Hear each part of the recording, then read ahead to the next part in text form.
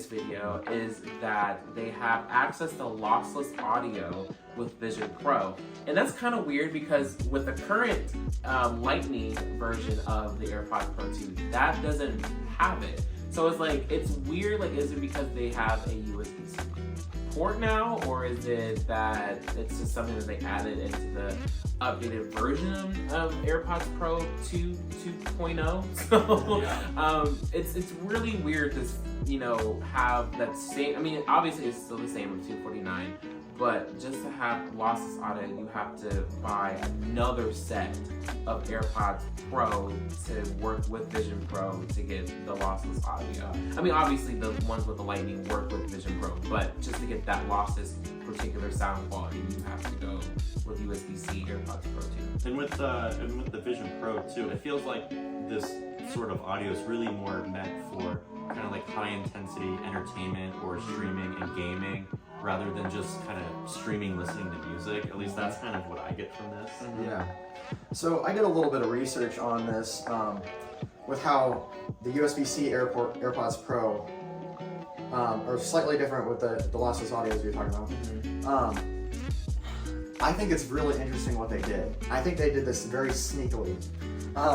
So As Apple does with everything. yeah. So the USB-C AirPods Pro 2, second gen, support the 5 gigahertz bands of the wireless frequencies for the ultra low latency and less interference.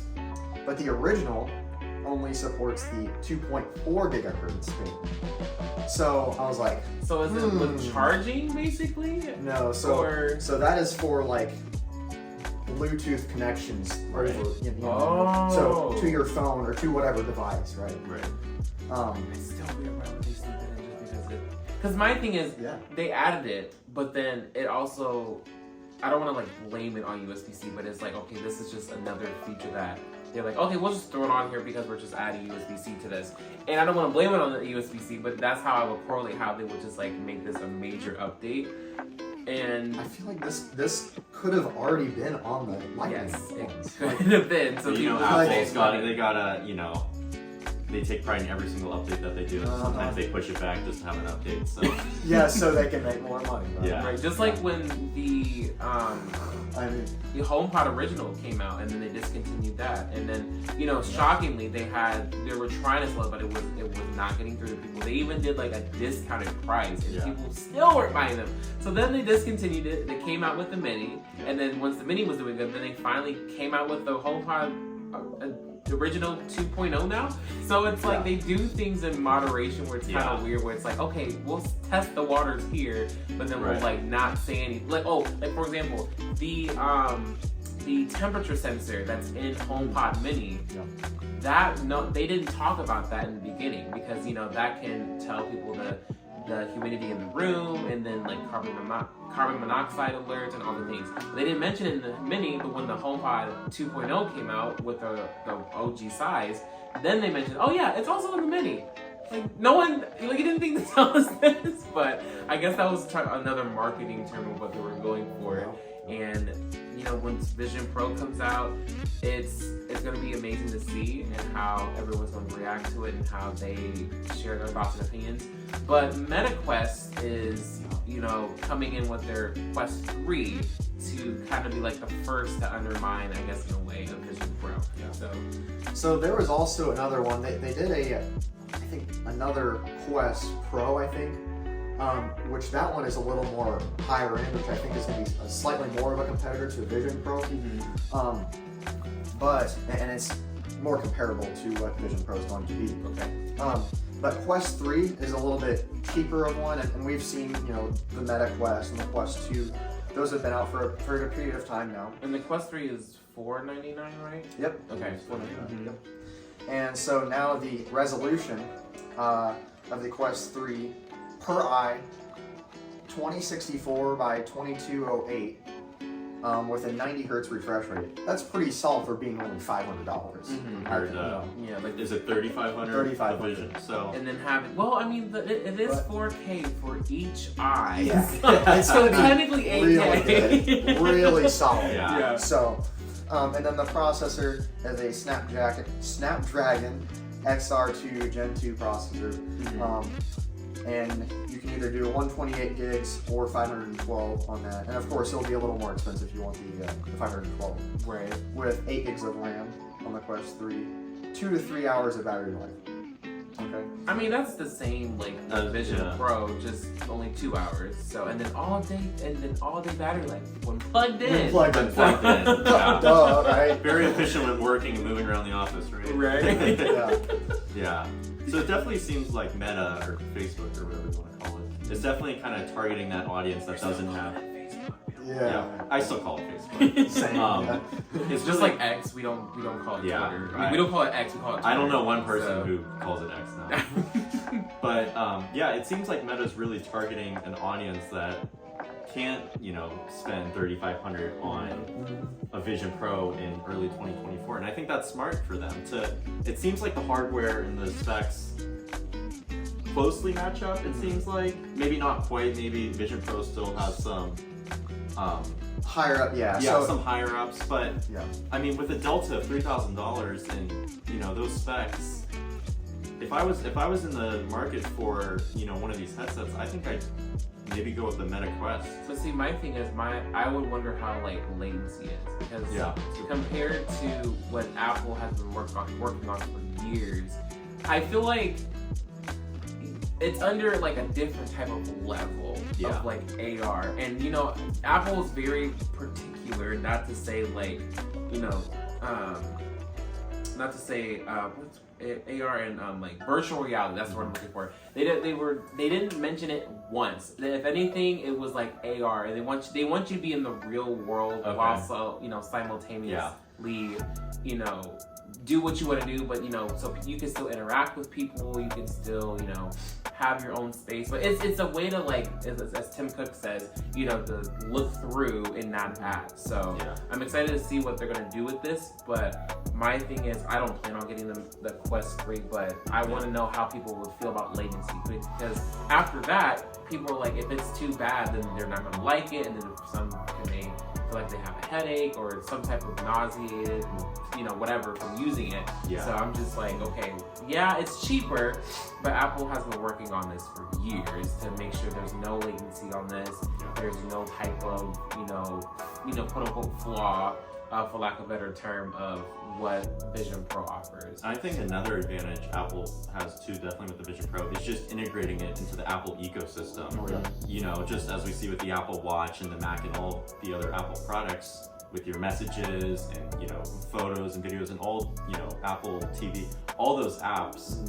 I feel like Facebook or Meta, I don't think they have that same capability, because I don't really think because I don't have Facebook anything, so I don't think I'm really in the Facebook ecosystem at all. So, with the Meta Quest 3, and correct me if I'm wrong, but I feel like the previous Meta, have they been more targeted towards gamers, or what's the main use that people buy them for? Is it for gaming? It's what I've seen. It's a lot for gaming. Okay. They really cater towards gamers. Because they got the controllers as well. Yeah. Right. Because I know they also They also have the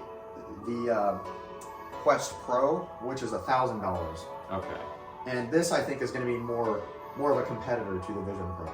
Yeah. And this one has 12 gigs of RAM, 256 gigs of storage. That's the base on the storage. I'm sure you could add more.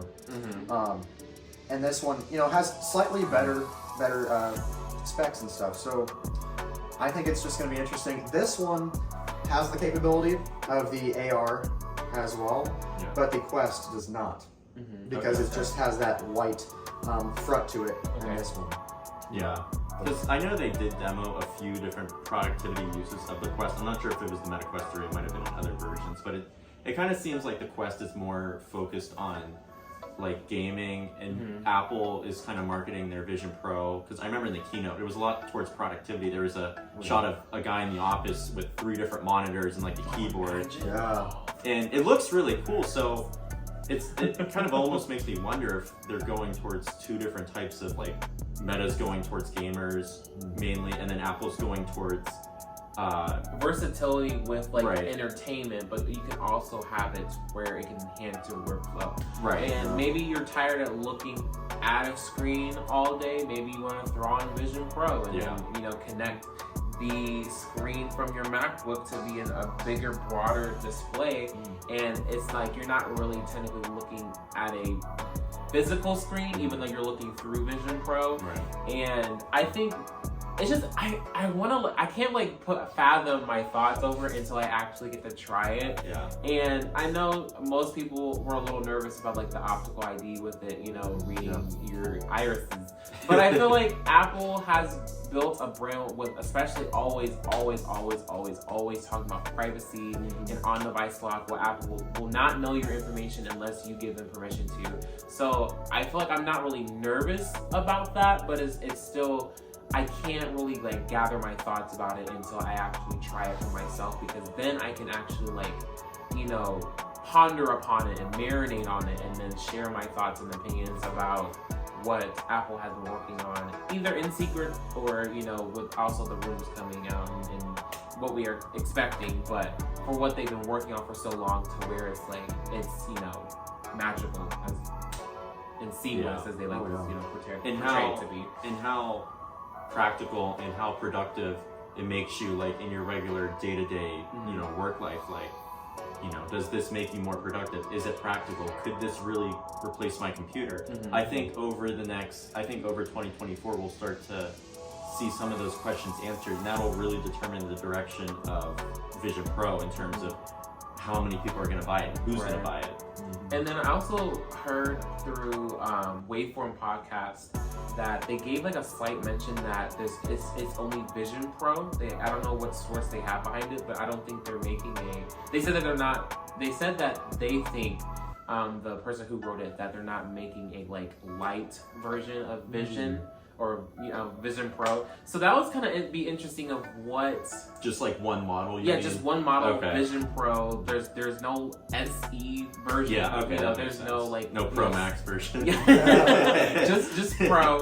And I'm like, $3,400 is obviously steep for a lot of people, but it's like, after Apple working on this product for so long, it's like, how do you take out certain things where it doesn't give off that seamless experience of what they've been working on for so long? Yeah. And I think if they did try, maybe they took out a few of the sensors where it's like, not for latency, of course, but just something where it's not as many cameras, but maybe it's geared towards maybe Apple Arcade, or just simply just education watching. Too is a big one in the classroom. Yeah, that's a good point. If they made like an SE version that's significantly less, you know, maybe schools could buy this and really utilize this technology in the classroom. I think that'd be a really good use case great for STEM projects. Yes, like STEM. For like saying, oh, you know, we're in Paris, we're in Europe or something, you know. Right. It's definitely potential, like, for a lot of this, and that's why I'm just saying, like, if they did, maybe they just did a not dumbed down version, but it's just something where it's another standard where educators can use it, like they said before, with STEM, or they can have it where they can have chances to make apps for it that is more affordable for schools to use it, because I've seen something saying that, oh, there could be a possibility of one that has slightly not quite as good on the visuals, so it would be like 1080p versus 4K, or like 1440p. Things like that, where it's not like that 4K for each eye, but Right. maybe like 1080p, or which is still, kids aren't really gonna. They're not gonna really care for that much, but it's still something where it's more affordable for people to at least get a taste of what you know, Vision Pro is about. Thank you so much for tuning in to the Cupertino Uncovered podcast. Make sure to check out our long form video in the description below.